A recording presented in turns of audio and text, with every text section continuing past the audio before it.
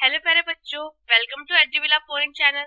आज हम कर रहे हैं एनसीईआरटी क्लास 8 का चैप्टर नंबर 3 जिसका नाम है खनिज और शक्ति संसाधन। अभी हमने चैप्टर नंबर फर्स्ट में संसाधन पढ़ा था, आपको तो पता ही होगा, ठीक है। और उसमें आपको पता था कि खनिज भी एक तरह के संसाधन है, ठीक है, क्योंकि उनसे भी बहुत सारी हमें उपयोगी चीजें मतलब उपयोग करने की बहुत सारी चीजें मिलती है। तो यहाँ पे एक कहानी स्टार्ट है, तो उसको पहले पढ़ते हैं, फिर उसके बाद ये चैप्टर स्टार्ट हो जाएगा आपका। कीरी सुकाल से मिलने धनबाद के निकट उसके पैतृक स्थान पे पहुंची। पैतृक मतलब पापा के जो होते हैं। कीरी विशाल काले क्षेत्र को देखकर आश्चर्यचकित थी। सुकान यह स्थान इतना काला धूल भरा कि उसने पूछा, यह कोयले खदान के निकट होने के कारण क्या आप वहाँ तटवर्गों को देख रही हो? जहाँ पे जो खनिज होते हैं ना, यहाँ की मिट्टी भी मतलब ये जो कोयले वाली खदान होती है ना, जहाँ पे वहां पे जो लोग होते हैं ना वो काम करते हैं, जो लेबर्स होते हैं वो मतलब कोयले की खुदाई करते हैं, तो वहां से कोयला निकलता है जो आपके ट्रेन वगैरह में यूज करा जाता है, ठीक है। तो वहां की जो मिट्टी होती है ना वो भी ब्लैक ब्लैक हो जाती है, ठीक है। तो खनिज क्या है, कीरी पूछती है। सुकांत बोलता है कि कभी कभी नाना बाई को बिस्कुट बनाते हुए देखा है, उसमें आटा, दूध, चीनी, कभी कभी अंडे को भी मिलाया जाता है। जब आप पके हुए बिस्कुट खाते हैं तो आप क्या उनके अवयव को पृथक रूप से देख पाते हैं, मतलब जो उसमें जो डला हुआ है आप उनको अलग अलग करके देख पाते हैं? नहीं, ठीक है। तो उसी प्रकार इस पृथ्वी पर चट्टान में कई पदार्थ मिले होते हैं जो खनिज कहलाते हैं, ठीक है। ये खनिज पृथ्वी की चट्टान और परपटी सभी जगह में फैले होते हैं, मतलब पृथ्वी की जो चट्टाने होती है और जो पृथ्वी की परपटी होती है उसमें ये मिलते हैं। प्राकृतिक रूप से प्राप्त होने वाले पदार्थ जिसका निश्चित रासायनिक संगठन हो वह एक खनिज होते हैं। तो जिसका निश्चित रासायनिक संगठन हो, रासायनिक संगठन मतलब जिसका केमिकल होता है ना वो, ठीक है। तो वो क्या कहलाता है? खनिज। खनिज सभी स्थानों पर समान रूप से वितरित नहीं होते। हमने फर्स्ट चैप्टर में भी यही पढ़ा था कि जो पृथ्वी का जो भूभाग है वो अलग है, कहीं पे जलवायु कहीं और है, कहीं पे मौसम अलग है, कहीं पे जलवायु और कहीं पे मैदानी क्षेत्र है तो कहीं पे पहाड़ी क्षेत्र है। तो उस कारण जो संसाधन का वितरण है वो असमान है, मतलब कहीं पे भी समान नहीं है। विशेष रूप से शैल समूह में संकेंद्रित होते हैं। कुछ खनिज ऐसे क्षेत्रों में पाए जाते हैं जो आसानी से अभिगम्य नहीं होते, मतलब प्राप्त नहीं होते थे। आर्कटिक महासागर सतत और आर्कटिका में, ठीक है। देखो तो ऐसी जगहों पे कहाँ मिल पाएंगे, क्योंकि वहां पे तो होता है ना सारा समुद्र और क्या कहते हैं बर्फ वगैरह, ठीक है। तो अंटार्कटिका और आर्कटिका में ऐसे महासागर में नहीं मिल पाते संसाधन बड़ी इजीली। तो खनिज विभिन्न प्रकार से भूवैज्ञानिक परिवेश में अलग अलग दशाओं में निर्मित होते हैं। वे बिना किसी मानवीय हस्तक्षेप के प्राकृतिक प्रक्रियाओं द्वारा निर्मित होते हैं। अब संसाधन में जैसे जो खनिज होते हैं ना वो प्राकृतिक रूप से ही मतलब बनते हैं, जो प्राकृतिक प्रक्रिया होती है, जैसे कभी गर्मी कभी ठंड होती है, तो उसके कारण जो खनिज होते हैं वो बनते हैं, ठीक है बच्चों। वे अपने भौतिक गुणों जैसे रंग, घनत्व घनत्व मतलब भार जो होता है उसका, कठोरता और रासायनिक गुणों और विलयता के आधार पर पहचाने जाते हैं, मतलब जो उनका रंग होता है या उसकी कठोरता होती है। जैसे जो हीरा होता है कठोर होता है, जो कोयला होता है वो थोड़ा सा मतलब कोयले के भी बहुत प्रकार होते हैं वैसे तो, ठीक है। इसमें पढ़ोगे शायद आप चैप्टर में। खनिज के प्रकार। पृथ्वी में 3000 से भी अधिक खनिज है और संरचना के आधार पर खनिज का मुख्यतः धात्विक और अधात्विक होते हैं, ठीक है। तो क्या होते हैं पहले धात्विक और अधात्विक, और धात्विक में कौन से प्रकार होते हैं? लोह और अलोह, ठीक है। तो धात्विक खनिजों में धातु कच्चे रूप में होती है, तो खनिजों में जो धातु होती है वो कच्चे रूप में होती है। धात्विक कठोर पदार्थ जो ऊष्मा और विद्युत को सुचालित करते हैं, जिसमें श्रुति और या चमक की विशेषता होती है। लोह, अयस्क, बॉक्साइट, मैग्नीज, अयस्क उनके कुछ उदाहरण है। तो धात्विक खनिज कौन से होते हैं? जो कठोर होते हैं, मतलब जो हार्ड होते हैं, उनमें गर्मी होती है और मतलब बिजली उसमें से मतलब जैसे कोयला हो गया, ठीक है, ये सब चीजें होती है। तो इसमें जो चमक होती है ना यही उनकी विशेषता होती है, ठीक है। तो लोहा अयस्क हो गए, बॉक्साइट हो गया, ये भी है क्या है? धात्विक है खनिज, ठीक है। तो इनके कुछ उदाहरण, धात्विक खनिज लोह तथा अलोह भी हो सकते हैं, ठीक है। या तो ये लोह वाले भी हो सकते हैं या अलोह भी हो सकते हैं। जैसे मैग्नीज क्रोमाइड में लोहा होता है और अलोह खनिज में लोहा नहीं होता, किंतु कुछ अन्य धातु जैसे सोना, चांदी और सीसा हो सकती है, ठीक है। तो यहाँ पे अब देखते हैं इसमें क्या बोला हमें कि जो लोहा होता है वो किसमें होता है? मैग्नीज क्रोमाइड में क्या होता है? लोहा होता है। ऐसे कुछ और में भी नहीं हो सकता, जैसे कुछ अन्य धातु जैसे सोना, चांदी, ये भी क्या आती है? मेटल में आती है, लोह में आती है, ठीक है। अब अधात्विक खनिज में धातुएं नहीं होती है, जैसे चूना, पत्थर, अम्रक, जिप्सम, इन सभी में अब जैसे इनको अगर आप हथौड़ा मारोगे तो ये नहीं टूटेगी, ठीक है, मतलब हाथ पिचक जाएगी लेकिन इतनी जल्दी नहीं टूटेगी। लेकिन अगर चूने का कोई ढेर ले लो, अगर आप उस पर हथौड़ा मारोगे तो वो बिल्कुल चूर चूर हो जाएगा, है ना, एकदम पाउडर टाइप का हो जाएगा। तो वो क्या हो गया, अधात्विक, नॉन मेटेलिक जिसे बोलते हैं हम। खनिज ईंधन जैसे कोयला, पेट्रोलियम भी अधात्विक खनिज होते हैं। तो कोयला, पेट्रोलियम भी क्या होते हैं बच्चों, अधात्विक खनिज होते हैं, क्योंकि उनमें लोहा नहीं होता, ठीक है, लोहा नहीं होता मतलब। तो अब आगे बढ़ते हैं, खनिज और निष्कर्षित किया जाता है, खनिज और प्रवेदन और आखनन द्वारा निष्कर्षित किया जाता है। तो पृथ्वी की सतह के अंदर दबी शैलों में खनिजों को बाहर निकालने के लिए प्रक्रिया को क्या कहते हैं, खनन। तो जो ये जो खनिज होते हैं ना पृथ्वी की नीचे अंदर दबे होते हैं, जैसे कोयला वगैरह अंदर दबे होते हैं, तो उसकी जो जैसे खनन प्रक्रिया होती है ना, तो उसके सहारे उनको निकाला जाता है। तो खनिज जो कम गहराई में स्थित होते हैं वे पृष्ठीय स्तर को हटाकर निकाले जाते हैं, जैसे विपरीत खनन कहते हैं। जो खनिज जो होते हैं ना वो कम गहराई में होते हैं, क्या कहते हैं, विपरीत खनन कहते हैं उसको, उनको निकालने को क्या कहते हैं, विपरीत खनन कहते हैं। गहन और वेदन जिसे कूपक कहते हैं। अधिक गहराई में स्थित खनिज निक्षेपकों में पहुंचने के लिए बनाया जाता है, जिसको कुपकी खनन कहते हैं। अब जो खनिज होते हैं वो एकदम गहराई में पाए जाते हैं, उनको क्या कहते हैं, कुपकी खनन। क्या कहते हैं, कुपकी खनन। पेट्रोलियम और प्राकृतिक गैस धरातल के बहुत नीचे पाई जाती है, उनको बाहर निकालने के लिए गहन कूपों की खुदाई की जाती है, उसे प्रवेदन कहते हैं। क्या कहते हैं बच्चों, से प्रवेदन कहते हैं, क्योंकि ये बहुत जमीन के नीचे मिलते हैं। सतह के निकट स्थित खनिजों को जिसे प्रक्रिया द्वारा आसानी से खोदकर निकाला जाता है उसे आखनन कहते हैं, ठीक है, जिसको आसानी से खोदकर निकाला जा सकता है, जिन खनिजों को से क्या बोलते हैं, आखनन। खनिजों का वितरण, अब क्या होता है ये इसमें पढ़ते हैं हम, खनिजों का वितरण कैसे होता है। खनिज विभिन्न प्रकार के शैलों में पाए जाते हैं, कुछ आग्नेय शैलों में पाए जाते हैं तो कुछ कायांतिक शैलों में, और जबकि कुछ अवसादी शैलों में पाए जाते हैं। धात्विक खनिज आग्नेय कायांतिक शैलों के समूह जिनमें विशाल पठारों का निर्माण होता है में पाए जाते हैं।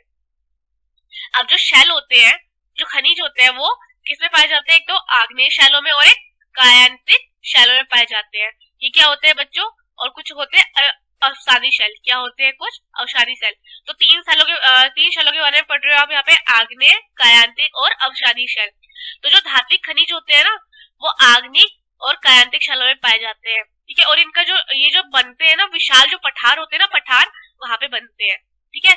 उत्तरी स्वीडन में लोहा ऐसक, ठीक है, और ओंटोरिया में तांबा निकेल के निक्षेप, और दक्षिण अफ्रीका में लोहा निकेल क्रोमाइट और प्लेंटिन आग्नेय और अकायांतिक शैलों में पाए जाने वाले खनिज का उदाहरण है। तो यहाँ पे कुछ एग्जाम्पल है, जो उत्तरी स्वीडन में वहां पे लोहा ऐसक मिलता है, तांबा वगैरह निकेल मिलते हैं, और दक्षिण अफ्रीका में क्या मिलता है, निकेल क्रोमाइट और प्लेंटियम, और आग्नेय और कायांतिक शैल में इनको ये प्राप्त होते हैं इनसे, ठीक है। मैदान और नवीन वलित पर्वतों में अवसादी शैलों में समूह में आधात्विक खनिज जैसे चूना पत्थर पाए जाते हैं।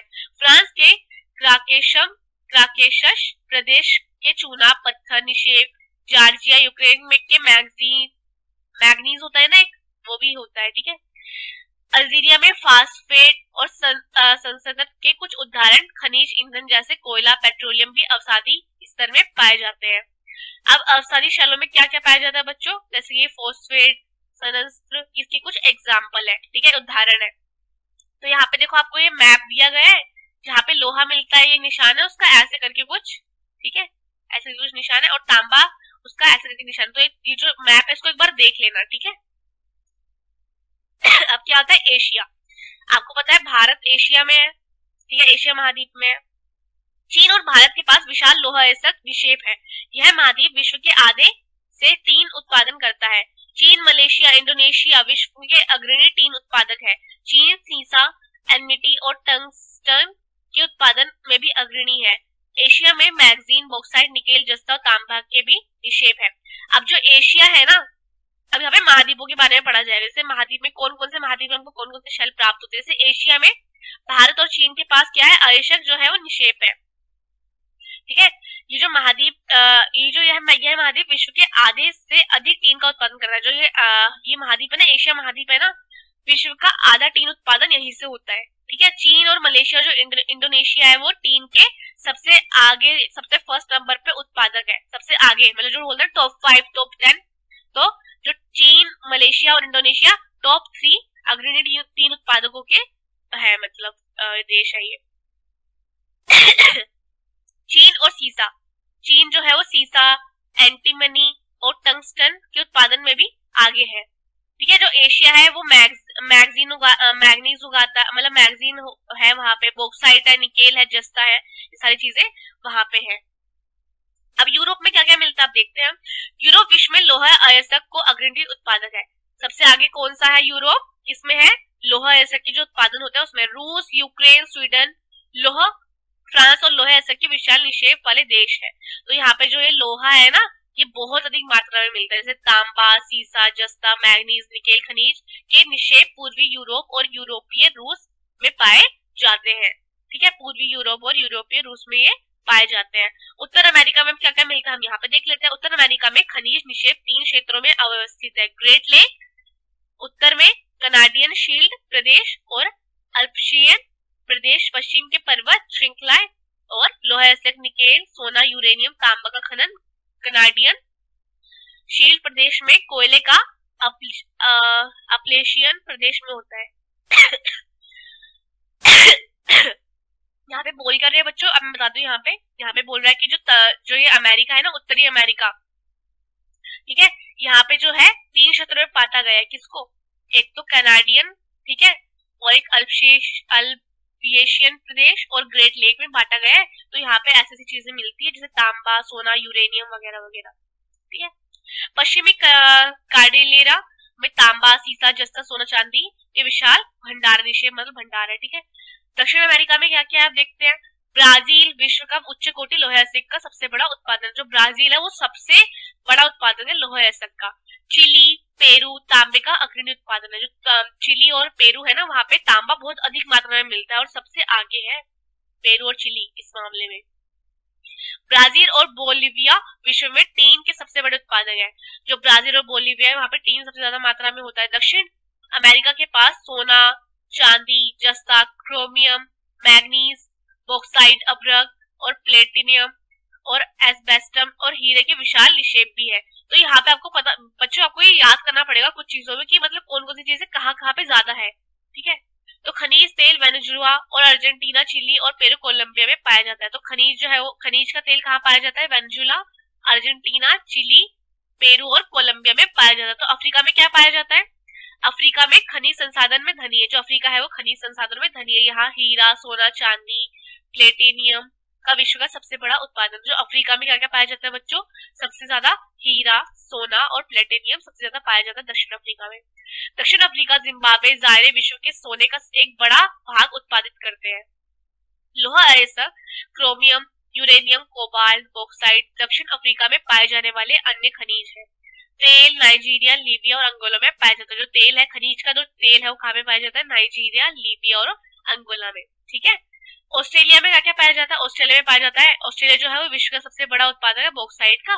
ठीक है, यहाँ पे सोना, हीरा, लोहा अयस्क और टीन और निकेल का सबसे जो टॉप का उत्पादक है कौन, ऑस्ट्रेलिया।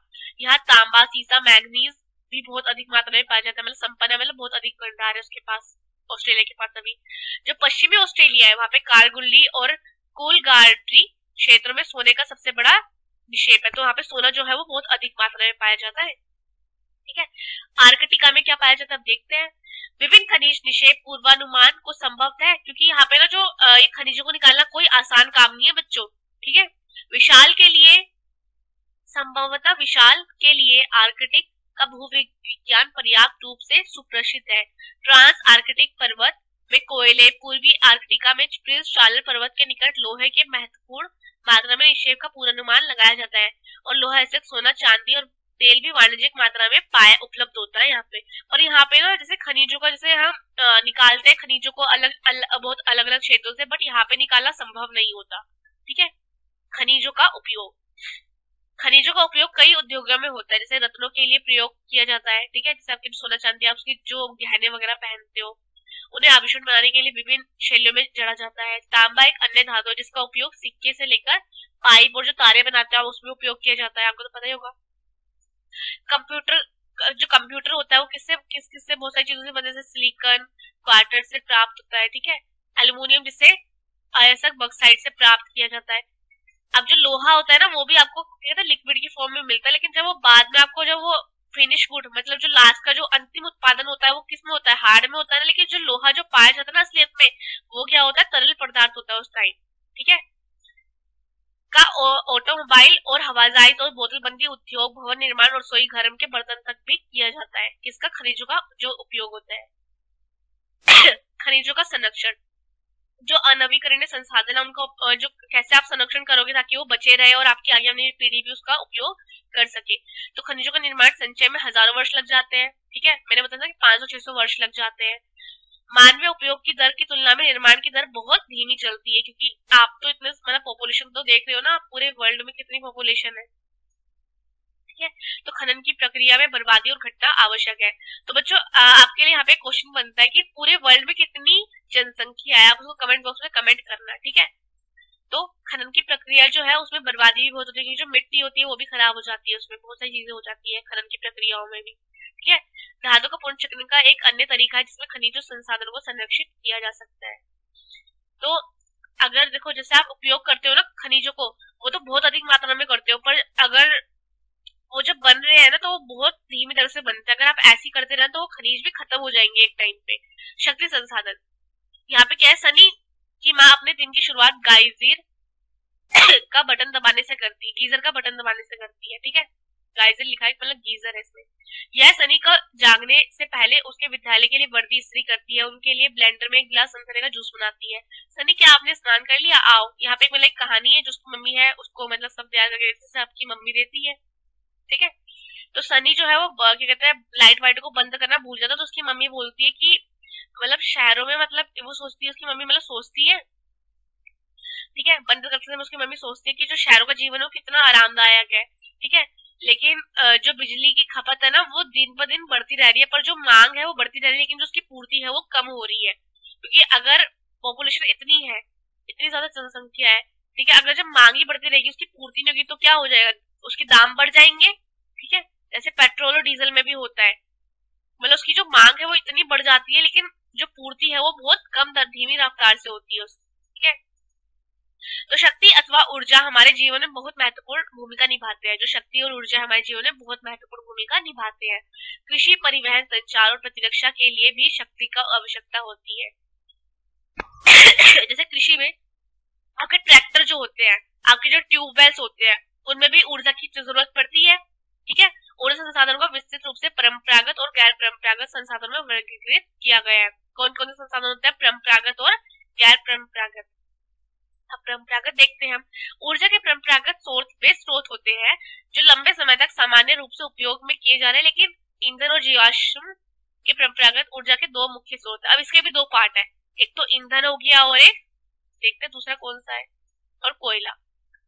इनका उपयोग पकाना, ऊष्मा प्राप्त करने के लिए किया जाता है। जैसे कि देश में ग्रामीण क्षेत्रों में 50% से भी अधिक लोग ऊर्जा से ईंधन प्राप्त करते हैं। ऊर्जा किससे प्राप्त करते हैं, ईंधन से, ठीक है। तो यहाँ पे आपको डिफरेंस दिए गए, ये डिफरेंस आप पढ़ लेना, ये इंपॉर्टेंट है, ठीक है। और अपनी कॉपी में भी एक चार्ट बना लेना बच्चों इसका। पौधों और जानवरों के अवशेष जो लाखों वर्ष से धरती में दब रहे हैं, ताप और दाब के प्रभाव के कारण जीवाश्म ईंधनों में परिवर्तित हो जाते हैं। जैसे कोयला, पेट्रोलियम, प्राकृतिक गैस, क्या है, जीवाश्म, क्या कहते हैं, जीवाश्म ईंधन है, ठीक है। जो ईंधनों का प्रयोग आप देखते हो कि गांव में खाना पकाने के लिए भी यूज करा जाता है ना। तो इन खनिजों का जो भंडारण है वो सीमित है। विश्व में बढ़ती जनसंख्या जिस दर से बढ़ रही है, उनका उपयोग कर रही है, उनके निर्माण की दर कहीं ना कहीं अधिक है, मतलब उनके जो उपयोग की दर है जो कहीं ना कहीं बहुत अधिक है। तो इसलिए ये शीघ्र समाप्त होने वाला है। कोयला, ये बहुतायत में पाया जाने वाला जीवाश्म ईंधन है, जिसका उपयोग घरेलू ईंधन उद्योग जैसे लोहा इस्पात, वाष्प इंजन और विद्युत उत्पादन में किया जाता है। जो कोयले का उपयोग है वो बिजली बनाने में, ठीक है, और जो फैक्ट्री वगैरह में उपयोग किया जाता है, या फिर आप कभी कभी अपने घरों में भी इसका इस्तेमाल करते हो। कोयले से प्राप्त विद्युत का तापीय ऊर्जा कहते हैं। कोयले से जो प्राप्त जो ऊर्जा होती है उसे क्या बोलते हैं, तापीय ऊर्जा। क्या बोलते हैं बच्चों, तापीय ऊर्जा। ये आपको याद भी रखना है कि कोयले से प्राप्त होने वाली ऊर्जा को क्या बोलेंगे, तापीय ऊर्जा, ठीक है।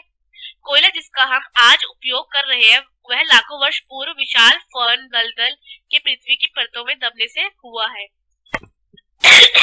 मैंने बताया था कि जो कोयले का उपयोग है वो कई हजारों वर्ष पहले शुरू हो चुका था, लेकिन वो अब आपको मिला है, तो उसका उपयोग कम से कम करिए बच्चों, ठीक है।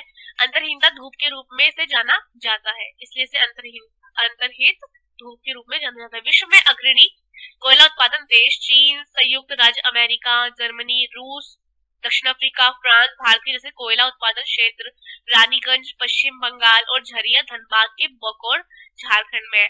तो जो ये भारत के कुछ उत्पादन क्षेत्र है, तो आप उनको याद कर लेना, इंपॉर्टेंट है, ठीक है, ये वाले ये।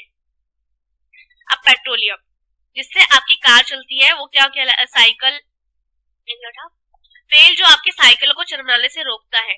दोनों की शुरुआत गाढ़े काले द्रव से होती है। उसके बाद मतलब जो पेट्रोलियम होता है ना, वो भी कई पेट्रोल से कई चीजें निकाली जाती है। उसके बाद आपको पेट्रोलियम, कोयला, बहुत सारी चीजें और मिलती है जैसे, ठीक है, जिसे पेट्रोलियम कहा जाता है। यह शैलों की परतों के मध्य पाया जाता है। इसका वेधन अपतटीय और तटीय क्षेत्रों से स्थित तेल क्षेत्रों में किया जाता है। तदुपरांत इसे प्रशिक्षणशाला में भेजा जाता है। प्रशिक्षणशाला में मतलब जहाँ पे इसकी प्रोसेसिंग होती है और जहाँ पे इसको अलग अलग किया जाता है, मतलब रिफाइंड किया जाता है, ठीक है। जहाँ अपरिष्कृत पेट्रोलियम में प्रक्रमण से विभिन्न तरह के उत्पादन जैसे डीजल, कोयला, पेट्रोल, मिट्टी का तेल, मोम, प्लास्टिक, स्नेहक तैयार होता है। अब मैंने कहा था ना, जो पेट्रोलियम होता है उससे कितनी चीजें तैयार होती है, 1 2 3 4 5 6, देखो 6 चीजें तैयार होती है पेट्रोलियम से। पेट्रोलियम को, इसके बने उत्पादन को काला सोना भी कहते हैं। पेट्रोलियम को क्या बोलते हैं, काला सोना, क्योंकि यह बहुत अधिक मूल्यवान होता है। पेट्रोलियम के मुख्य उत्पादक देश ईरान, इराक और सऊदी अरब। अन्य मुख्य उत्पादक संयुक्त राज्य अमेरिका, रूस, पेनिनसुला और अल्जीरिया भी है। तो जो अरेबियन जो अरब के जो देश है ना हमारे, वो क्या, वो तेल के भंडार उनके पास बहुत ज्यादा होते हैं, ठीक है। भारत में मुख्य उत्पादन जैसे असम, डिगबोई, मुंबई में बॉम्बे हाई और कृष्णा में गोदावरी डेल्टा में ये पाया जाता है। अब हो गया प्राकृतिक गैस। अब प्राकृतिक गैस कैसे मिलती है, देखते हैं। प्राकृतिक गैस जो होती है पेट्रोलियम के निक्षेप पाया जाता है, तभी यह निर्मित और हाँ, हमें बताया जो पेट्रोलियम होता है ना, उसे रिफाइन करा जाता है, तभी जाके मिलती है। इसका प्रयोग कब करा जाता है, घरेलू और वाणिज्यिक इंद्रियों में, ठीक है। जो आपके जो फैक्ट्री में इसका यूज किया जाता है। तो इसके भंडार कहाँ कहाँ है, रूस में है, नॉर्वे में है, नीदरलैंड में है। इसके मुख्य उत्पादन भारत में कहाँ पे है, जैसलमेर में, कृष्ण गोदावरी डेल्टा में, त्रिपुरा, मुंबई के कुछ अपतटीय क्षेत्रों में प्राकृतिक गैस संसाधन है। विश्व के बहुत कम देशों के पास प्राकृतिक गैस के अपने पर्याप्त भंडार है। हमारे देश में जीवाश्मी ईंधनों का उपयोग तीव्र वृद्धि और चिंताजनक दर से समाप्ति तक पहुंचा दिया है। इन ईंधनों के जलने से विषैले प्रदूषण, अब देखो जो आप कोयले वगैरह जलाते हो तो इससे भी तो बहुत धुआं होता है ना। जीवाश्म ईंधन का अनियंत्रित जलना अनियंत्रित टोटी से टपकने के समान है। मतलब कहने का मतलब, अगर जो ईंधन है, जो जीवाश्म ईंधन है, अगर आप उसको ऐसे उपयोग करते रहोगे तो उसकी जो जितनी भी उसकी पूर्ति है वो तो खत्म हो जाएगी, लेकिन उसकी पूर्ति होने में बहुत टाइम लग जाएगा, तो तब तक आप उसको उपयोग नहीं कर पाओगे, ठीक है। हमारा ध्यान ऊर्जा में विभिन्न गैर परंपरागत स्रोत के दोहन की ओर बढ़ाया जाता है कि जीवाश्म ईंधन को स्वच्छंद विकल्प है, ठीक है। देखो जल, मैंने क्या बताया था कि बांध के सहारे जो बिजली बनाई जाती है, बांध में वर्षा जल और नदी जल में ऊंचाई से गिरने पर संग्रहित किया जाता है। बांध के अंदर से पाइप द्वारा बहता जल के नीचे टरबाइन के ऊपर से, जैसे देखो यहाँ पे एग्जाम्पल भी दिया है, देखो अब जैसे पानी गिराएंगे तो टरबाइन ऐसे घूमेगा, इसके थ्रू क्या होगी, बिजली बनेगी। तो अब आपको यहाँ पे बताया गया होगा कहाँ कहाँ बिजली बनती है, जैसे गांधीनगर सागर में, नागार्जुन, भाखड़ा नांगल बांध और दामोदर नदी बांध। अब मुझे बच्चों एक बार कमेंट बॉक्स में कमेंट करना कि जो भाखड़ा नांगल बांध है वो कहाँ पे स्थित है, जो भाखड़ा नांगल बांध है वो कहाँ स्थित है, ठीक है, भारत में ये वो कहाँ स्थित है, ये बताना मुझे, ठीक है। ऊर्जा के गैर परंपरागत स्रोत वो होता है कि मतलब जो जिनकी जो पूर्ति होती है वो बहुत जल्दी हो जाती है, ठीक है, जैसे सौर ऊर्जा, पवन ऊर्जा, ज्वारीय ऊर्जा, वो सारी चीजें हैं, ठीक है। तो सौर ऊर्जा पे आ जाते हैं हम सीधा सीधा। सौर ऊर्जा क्या होती है, अब मैं सीधा सीधा आपको बता देती हूँ, पढ़ने की जरूरत नहीं है इसको, ठीक है, मैं फटाफट बता देती हूँ उसको। जो धूप के प्रकाश से, जो धूप का जो प्रकाश होता है ना, उससे जो सौर सेल होते हैं वो क्या होते हैं, चार्ज होते हैं, उसके पैनल लगाए जाते हैं, ठीक है। और उसकी जो सूरज का जो ताप होता है ना, उसकी शक्ति जो होती है वो बिजली उत्पन्न करती है। तो जो धूप होती है ना, उष्ण कटिबंधीय देशों में सौर ऊर्जा का उपयोग की प्रौद्योगिकी, अब देखो हमारी जो गवर्नमेंट है वो भी तो सौर ऊर्जा के लिए कितना जोर दे रही है, क्योंकि उनको पता है कि जो पेट्रोलों में जो ये गैर परंपरागत स्रोत है, जो ये अनवीकरणीय स्रोत है, ये खत्म होने वाले हैं। अगर खत्म हो गए तो ये आप यूज नहीं कर पाओगे इनका, तो इसलिए वो जो ये नवीकरणीय स्रोत है इनका उपयोग करने के लिए बोलती है गवर्नमेंट बार बार। तो ये बहुत मतलब एक बार मतलब बहुत अच्छा रहता है जो सौर ऊर्जा होती है, ठीक है। तो सोलर ऊर्जा में क्या क्या उपयोग किया जाता है, जैसे सौर ताप, तापक, कुकर, सोलर डायर के साथ साथ समुदाय की रोशनी देने वाले यातायात संकेतों। अब तो सोलर उससे कारें भी चलने लग गई है। पवन ऊर्जा, पवन ऊर्जा एक असामाप्य स्रोत है। पवन चक्की उपयोग अनाजों को पीसने और जल निकालने के लिए चिरकाल से चला आ रहा है, तो मतलब पुराने समय से चला रहा है। वर्तमान वर्तमान पवन चक्कियों की तीव्र गति, चलती हवाएं चक्की को घुमाती है, मतलब ऐसे पंखे लगे होते हैं वो घुमाते हैं और जिसके सहारे बिजली भी बनती है और बहुत सारी चीजें होती है, ठीक है। तटीय क्षेत्रों में मतलब जो समुद्र का इलाका होता है बहुत तेज हवा चलती है ना, इसलिए। तो ये कहाँ कहाँ पे है, नीदरलैंड में है, जर्मनी में, यूके में, यूएसए में और स्पेन में, ठीक है। परमाणु ऊर्जा, अब क्या है परमाणु ऊर्जा, जो परमाणु ऊर्जा है वो प्राकृतिक तौर से रेडियो सक्रिय पदार्थ है, जैसे यूरेनियम, थोरियम, परमाणु के केंद्र संग्रहित ऊर्जा से प्राप्त किए जाते हैं। ये पदार्थ नाभिकीय रिएक्टर और नाभिकीय विघटन में। अब देखो, जो परमाणु ऊर्जा होती है वो उसके पदार्थ कौन कौन से होते हैं, यूरेनियम और थोरियम होते हैं, ठीक है। इनके जो नाभिकीय रिएक्टर होते हैं ना, उनका विखंडन से गुजरते हैं और उत्सर्जन की प्राप्ति होती है। जो नाभिक की ऊर्जा होती है मतलब उसमें एक्सप्लोशन होता है, एक्सप्लोशन मतलब धमाका होता है, तो उससे ऊर्जा प्राप्त होती है। जो परमाणु ऊर्जा होती है ना, वो सबसे बड़े उत्पादक संयुक्त राज्य अमेरिका है, उसका यूरोप है, और भारत में क्या है, राजस्थान और झारखंड। यूरेनियम और विशाल निक्षेप है, मतलब वहां पे भंडार बहुत ज्यादा है उसके। थोरियम और विशाल मात्रा में केरल और मोनाजाइट बालू में पाया जाता है। भारत में स्थित परमाणु ऊर्जा में केंद्र तमिलनाडु कलपक्कम और महाराष्ट्र के तरापुर, राजस्थान में कोटा और महाराणा प्रताप सागर, उत्तर प्रदेश में नरोरा और कर्नाटक में केगा। ये सारी जगह पे क्या मिलता है बच्चों, थोरियम मिलता है, ठीक है। ये आप याद कर लेना। भूतापीय ऊर्जा क्या होती है, आप देखते हैं। ताप ऊर्जा से जो पृथ्वी से प्राप्त की जाती है भूतापीय ऊर्जा कहलाती है। जो भूमि का ताप होता है उससे जो ऊर्जा प्राप्त की जाती है वो क्या कहलाती है, भूतापीय ऊर्जा। पृथ्वी की गहराई बढ़ने के साथ साथ तापमान में लगातार वृद्धि होती है। कभी कभी यह तापमान ऊर्जा भूस्तर में गर्म जल के झरनों के रूप में प्रकट हो जाता है। यह ताप ऊर्जा शक्ति उत्पादन करने में प्रयुक्त की जाती है। वर्षा में गर्म जल के स्रोत बच्चों के रूप से भूतापीय ऊर्जा खाना बनाने में, ऊष्मा प्राप्त करने में, नहाने में प्रयोग में लाए जाते हैं। तो इसके भंडार कहाँ कहाँ पे है, देखो ये दिख रहा है ना आपको, यहाँ पे भूतापीय ऊर्जा का एग्जाम्पल ये रहा, ठीक है। तो विश्व में कहाँ कहाँ है, यूएसए में है, ठीक है, नीदरलैंड में है, आइसलैंड में है, फिलीपींस में है और मध्य अमेरिका में। और भारत में कहाँ कहाँ पे है, ये हिमाचल प्रदेश में के मणिकरण और लद्दाख की पूगा घाटी में है, ठीक है बच्चों। ज्वारीय ऊर्जा क्या होती है, अब देखते हैं। ज्वारीय ऊर्जा, आपने ज्वार भाटा के बारे में तो सुना ही होगा। ज्वार से उत्पन्न, ज्वार मतलब जो लहरें होती है ना लंबी लंबी, ठीक है, वो होती है। ज्वार से उत्पन्न ऊर्जा ज्वारीय ऊर्जा कहते हैं। इस ऊर्जा में विदोहन के समुद्र सक्रिय मुहाने बांध के निर्माण से किया जाता है। उच्च ज्वार के लिए ज्वार के समय ऊर्जा का उपयोग बांध में स्थापित टरबाइन को घुमाने के लिए किया जाता है। अब जो लहरें आती है बड़े बड़े, टरबाइन घूमता है तब वो वहां से हमें ऊर्जा प्राप्त होती है। रूस, फ्रांस, भारत के कच्छ की खाड़ी में विशाल ज्वारीय मिल के क्षेत्र है। ये रहा बच्चों ज्वारीय ऊर्जा का एग्जाम्पल, भी देख सकते हो आप, ठीक है। लहरें आएंगे, ये टरबाइन घूमेगा तब ये ऊर्जा प्राप्त होगी, ओके। अब क्या है, बायोगैस। बायोगैस को पता ही होगा, वैसे मोस्ट ऑफ बच्चों को पता ही होगा क्योंकि आपने 7th क्लास में पढ़ा होगा इसके बारे में।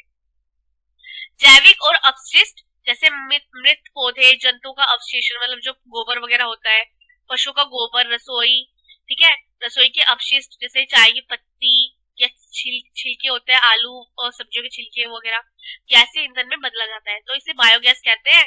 जैविक अपशिष्ट बैक्टीरिया द्वारा बायोगैस में मतलब टंकी बनाई जाती है, उसके अंदर ये डाला जाता है, ठीक है। तो अनिवार्य रूप से मीथेन कार्बन डाइऑक्साइड का मिश्रण है और बायोगैस खाना पकाने में विद्युत उत्पादन और सर्वोत्तम ईंधन है। मतलब जो बायोगैस से क्या क्या हो जाता है, खाना पका सकते हैं, एक तो हम विद्युत प्राप्त कर सकते हैं, इसको बड़ी मात्रा में जैव खाद्य उत्पादन होता है, मतलब इसमें ना बहुत बड़ी मात्रा में किया जाता है, इसका जो उपयोग होता है, उत्पादन होता है। ऊर्जा सर्वव्यापी, लेकिन उस ऊर्जा का विदोहन बहुत ही कठिन और खर्चीला होता है। मतलब ऊर्जा तो मिलती है लेकिन जब उसका उपयोग करने के लिए जो प्रोसेस होता है ना, जो प्रक्रिया होती है, वो बहुत महंगी होती है। तो व्यक्ति ऊर्जा को नष्ट न करके एक भिन्नता ला सकता है। तो हम में से प्रत्येक व्यक्ति ऊर्जा को नष्ट ना करके एक भिन्नता ला सकता है, मतलब जो ऊर्जा है उसे नष्ट मत करो, ऊर्जा की बचत ये ऊर्जा का उत्पादन है। मतलब ऊर्जा की बचत करिए तभी जो है हमारा जो सुनहरा भविष्य है वो ऊर्जा पर निर्भर है। ये तो पता ही होगा आपको, क्योंकि ऊर्जा हमारे लिए कितनी इंपॉर्टेंट है। आजकल बिजली के बिना तो हमारा जीना भी मुश्किल हो जाता है। तो यहाँ पे आप क्वेश्चन आंसर, ठीक है। तो यहाँ पे टिक मार्क तो है नहीं, टिक मार्क है बच्चों, ठीक है। निम्नलिखित में से प्रश्नों का उत्तर दीजिए। प्रतिदिन आपके उपयोग में आने वाली 3 चीजें, लोहा, कोयला, पेट्रोलियम, अयस्क क्या है और धात्विक अयस्क समानता कहाँ पाए जाते हैं? वे शैल जिनसे उपयोग का खनन किया जाता है वे उन्हें अयस्क कहते हैं, और आधात्मिक खनिजों का अयस्क समानता पठारी क्षेत्रों में पाई जाने वाली आग्नेय और कायांतिक शैलों में पाया जाता है। मैंने बताया था 3 टाइप के शैल होते हैं, एक तो क्या कहते हैं आग्नेय, और एक कायांतिक, और एक अवसादी शैल, ठीक है। प्राकृतिक गैस संसाधन के दो संपन्न दो प्रदेश बताइए। प्राकृतिक गैस के दो संपन्न क्षेत्र है हमारे भारत में, एक जैसलमेर का राजस्थान और एक मुंबई का डेल्टा क्षेत्र, ठीक है। निम्नलिखित में से ऊर्जा के किन स्रोतों का सुझाव देंगे? ग्रामीण क्षेत्र में बायोगैस, तटीय क्षेत्रों में ज्वारीय ऊर्जा, ठीक है, क्योंकि वहाँ पे लहरें बहुत ज्यादा होती है ना, इसलिए। शुष्क प्रदेशों में सोलर ऊर्जा, जहाँ पे जैसे गर्मी जैसे राजस्थान वगैरह। 5 तरीके दीजिए जिनसे आप घर में ऊर्जा बचा सकते हैं। आवश्यकता न होने में बिजली के उपकरण बंद कर देना, बल्ब के संत CFL बल्ब का उपयोग करना, सब्जी पकाने के लिए प्रेशर कुकर का उपयोग करना, जिसमें गैस कम लगती है। गैस स्टोव चलाने की आवश्यकता से सभी चीजों को इकट्ठा करके रख लेना, ठीक है। फ्रिज में रखी ठंडी सब्जियों को गर्म करने से पहले थोड़ा सा समय खुले में निकाल कर रख देना, ओके। यह कारण बताइए। बड़े बांधों के निर्माण से पूर्व पर्यावरण पहलुओं का ध्यानपूर्वक देखना चाहिए। अब जो बड़े बांधों का निर्माण होता है उनसे क्या क्या नुकसान होते हैं और क्या क्या फायदे होते हैं, ये तो आपको पता ही होगा। तो यहाँ पे देख रखा है। देखो, बड़े बांधों का निर्माण करने से परिस्थितियों का संतुलन बिगड़ जाता है, क्योंकि पानी जो है वो बहुत अधिक मात्रा में फैल जाता है। जैसे जो आधी वनस्पतियां होती है, जानवर होते हैं, वो क्या कहते हैं मर जाते हैं, ठीक है। बांधों के निर्माण से भू संकलन मतलब जो भूकंप होता है और निम्नीकरण होता है, क्योंकि मिट्टी जो है वो खराब हो जाती है। इसलिए बड़े बांधों का निर्माण पूर्व पर्यावरण पहलों से ध्यानपूर्वक देखना चाहिए। अधिकांश उद्योग कोयला खानों के पास केंद्रित होते हैं। अधिकांश उद्योग को चलाने के लिए ऊर्जा की आवश्यकता होती है। कोयला ऊर्जा का एक सबसे बड़ा महत्वपूर्ण संसाधन है, आपको पता ही होगा। कोयले का उपयोग विभिन्न उद्योगों को चलाने के लिए तापीय विद्युत का उत्पादन होता है, क्योंकि कोयला एक भारी खनिज होता है, इसकी ढुलाई करने के लिए काफी खर्च होता है। पेट्रोलियम को काला सोना क्यों कहा जाता है? पेट्रोलियम का रंग काला होता है, ठीक है। एक तो मूल्यवान होता है, और काले द्रव्य में मतलब जो प्रशिक्षकरण शालाएं होती है, जो प्रोसेसिंग की जो फैक्ट्रियां होती है, वहां पे ये इसका उत्पादन करके क्या क्या निकाला जाता है? डीजल, पेट्रोल, मिट्टी का तेल, मोम, प्लास्टिक आदि चीजें, तो इसलिए इसको काला सोना कहते हैं। आखिरन पर्यावरण चिंता का विषय क्या है? आखिरन पर्यावरण का चिंता का विषय इसलिए क्योंकि एक तो यहाँ पे भारी मात्रा में धूल उठती है। धूल उड़ेगी तो आपको पता है प्रदूषण तो होगा ही, ठीक है। और आसपास के जो क्षेत्र होते हैं वहां पे वायु प्रदूषण की जो मात्रा है वो बढ़ जाती है। आखिरन में खुले गर्त वाले खाना बन जाते हैं, और इससे भूमि और प्रदूषण का बढ़ावा मिलता है, जिससे पर्यावरण अच्छा। अगर जो भूमि भी प्रदूषित होती है, ठीक है, क्योंकि बार बार खनन की जो प्रक्रिया होती है भूमि तो प्रदूषित होगी। अब यहाँ पे अंतर है परंपरागत और गैर परंपरागत। तो बच्चों तो आपको एक कर लेना है। मैं आपको 2 मिनट ऐसे आप इसको पोस्ट करके स्क्रीनशॉट लेके आप कर सकते हो इसको, क्योंकि ये तो हमने पहले ही कर लिया चैप्टर में, ठीक है। और दूसरा शायद दूसरा क्वेश्चन भी वही है, मुझे ऐसा लग रहा है। देखो, ये बायोगैस और प्राकृतिक गैस। अब इसको मैं बता देती हूँ। बायोगैस मानव निर्मित होती है, लेकिन प्राकृतिक गैस क्या होती है? प्राकृतिक संसाधन होती है, ठीक है। और इसका बायोगैस क्या होती है? इसका उत्पादन अपशिष्ट जैसे मृत पौधे मतलब मरे हुए पौधे जंतुओं के कारण होता है। लेकिन पेट्रोल का उत्पादन ऐसा नहीं होता, क्योंकि उसके भंडार होते हैं। बायोगैस खाना पकाने के लिए उपयोग होती है, और इसका उपयोग घरेलू वाणिज्यिक मतलब जो फैक्ट्री वगैरह में भी होता है, ठीक है, ईंधन के रूप में किया जाता है। किसका? पेट्रोलियम का यूज। अब लोहा और अलोह। जो लोहा क्या होता है और अलोह क्या होता है? लोहा क्या होता है? अयस्क, जिसमें लोहे की मात्रा पाई जाए, जैसे अयस्क, मैग्नीज, क्रोमाइड, ठीक है। और अलोह चांदी, तांबा, सोना, ये सब होते हैं, ओके। इसमें लोहा नहीं पाया जाता। धात्विक और अधात्विक। धातु होती है जो कठोर होती है, आपको तो पता ही होगा, ठीक है। खनिज में धातु कच्चे रूप में पाई जाती है, जैसे लोहा, अयस्क, मैग्नीज, अयस्क, धातु, ये सारे खनिज के उत्पादन। और अधात्विक में जिप्सम और आधात्विक। तो बच्चों ये सब आपने कर रखे, तो एक बार मैं ऐसे रोक दिया था मैंने, आपको पता ही है। पोस्ट करके आप स्क्रीनशॉट ले सकते हो इन सब चीजों का, और यहीं पे आपका चैप्टर होता है खत्म, ठीक है। तो वीडियो अच्छा लगे तो लाइक, कमेंट और शेयर जरूर करना। हमारे 3 चैप्टर तो हो ही गए, ये 4th चैप्टर था, ये भी हो ही गया आज। तो अब आपका 5th चैप्टर की बारी है। तो मिलते हैं अगले चैप्टर पे, तब तक के लिए बाय बाय।